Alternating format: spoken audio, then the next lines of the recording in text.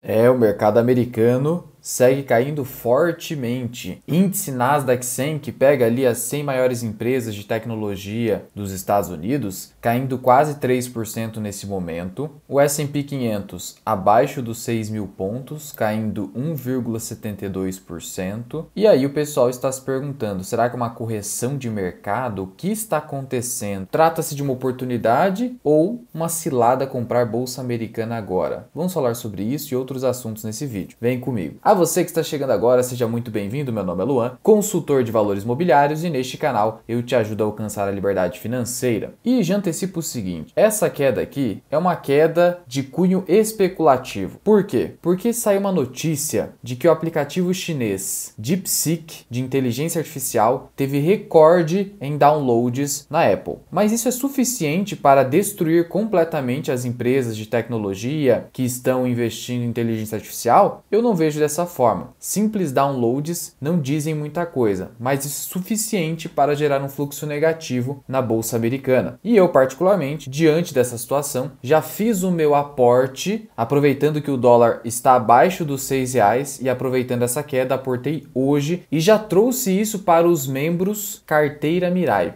onde eu coloco as minhas operações na bolsa de valores e em outros mercados. E como eu disse, o aplicativo DeepSeek liderou downloads e isso foi suficiente para gerar essa queda generalizada no mercado americano, justamente por a gente estar falando aqui de inteligência artificial. Não só empresas de inteligência artificial caíram, como também de microchips e outras correlacionadas. Inclusive, um dos aportes que eu fiz foi numa empresa relacionada ao segmento de semicondutores. Quem é membro sabe de qual empresa eu estou falando.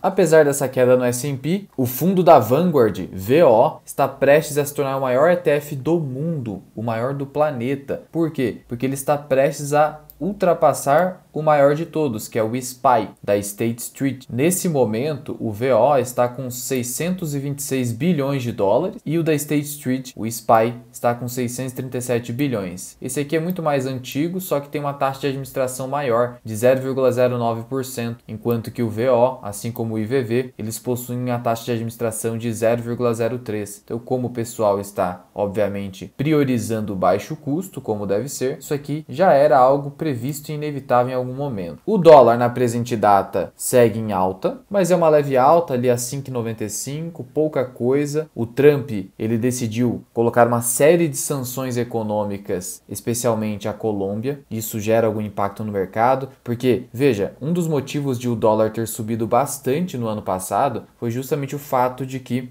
essa política protecionista de tarifação e sanções é uma política que gera inflação nos Estados Unidos e que, consequentemente, gera alta do dólar. Aí o mercado se antecipa, o mercado é feito de expectativas, é assim que ele precifica as coisas. Mas ainda assim, como eu disse, dólar abaixo de 6, na minha visão, atualmente é algo interessante de se comprar. Por quê? Por mais que o Trump ainda não tenha aplicado suas medidas protecionistas em sua integralidade, ele ainda permanece com esse discurso e o cenário no Brasil ainda não é dos melhores. Então prefiro não ficar ali flertando com o market time, achando que o dólar vai cair para 5,50 ou R$ 5.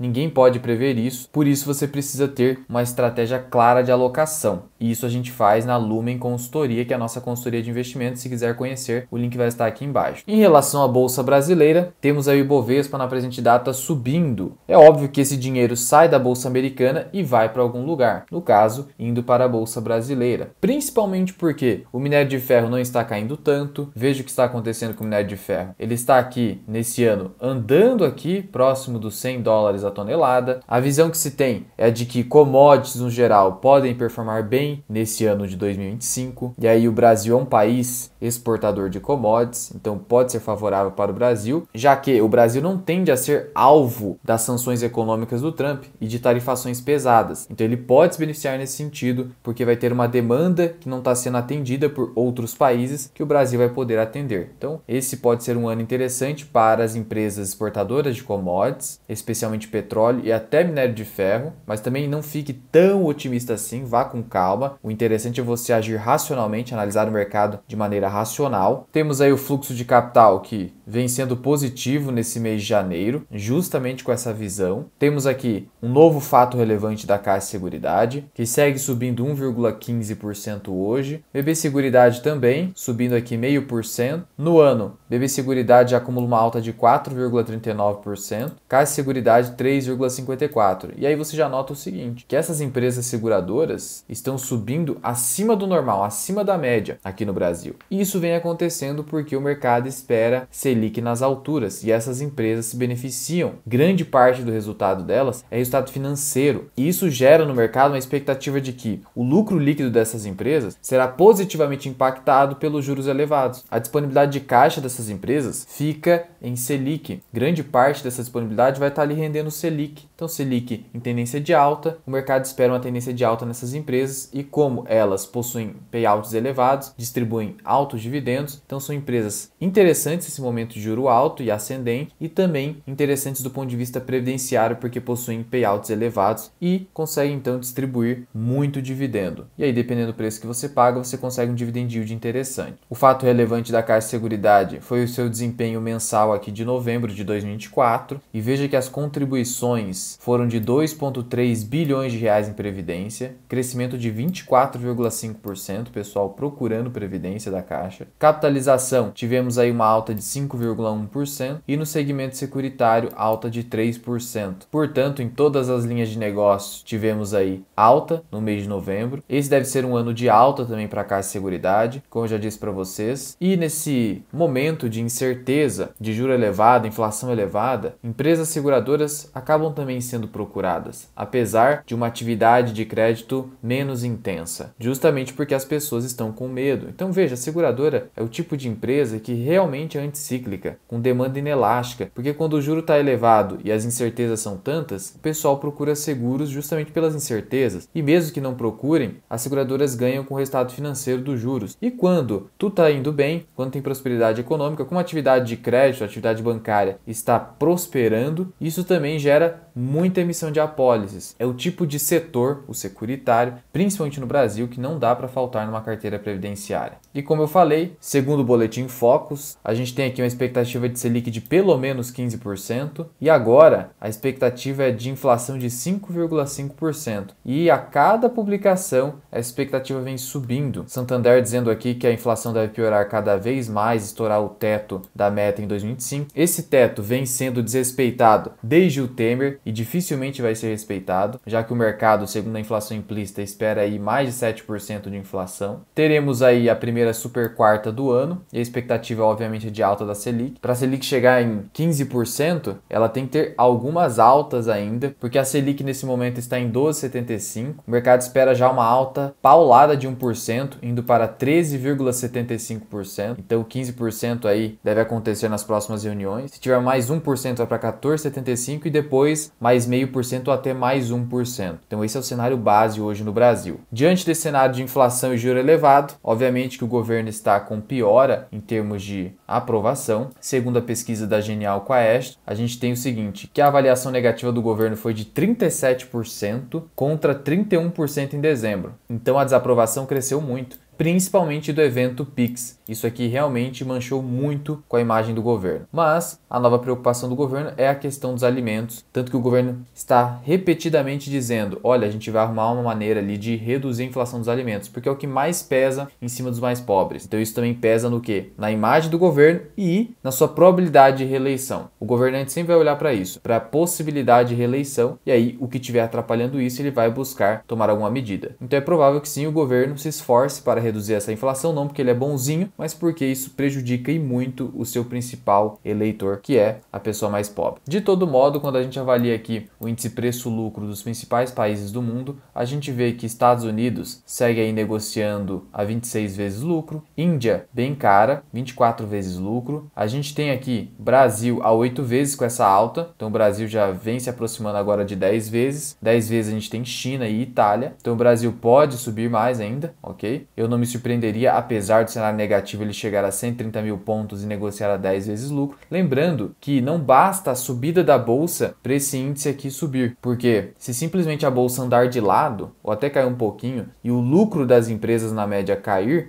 esse índice sobe também. Por isso é uma relação do preço, que é a pontuação do Ibovespa, com o lucro, earnings. Então é isso que a gente tem que olhar. Então de nada adianta a bolsa subir um monte, etc., se o lucro das empresas não subir. A gente sabe que empresas seguradoras provavelmente irão subir, bancos sim, mas com cautela por conta do aumento da inadimplência que vai acabar ocorrendo, e outras empresas, e aí principalmente aquelas mais alavancadas, serão prejudicadas. Isso vai impactar no resultado do Ibovespa. Então a gente vai monitorando por aqui. Lembrando que essa é a última turma do Formação Mirai Investing, que é o nosso treinamento completo de finanças e investimentos. Nós vamos encerrar as inscrições ao final deste mês. Então aproveite 25% de desconto nesse fechamento. Teste por 7 dias grátis. Link na descrição e no primeiro comentário fixado, e use o cupom LASTFMI para obter esse 25% de desconto. E se a sua intenção é aprender a montar uma carteira de ações de dividendos na prática, de graça, eu vou deixar uma aula aqui para você que vai estar aparecendo aqui em cima.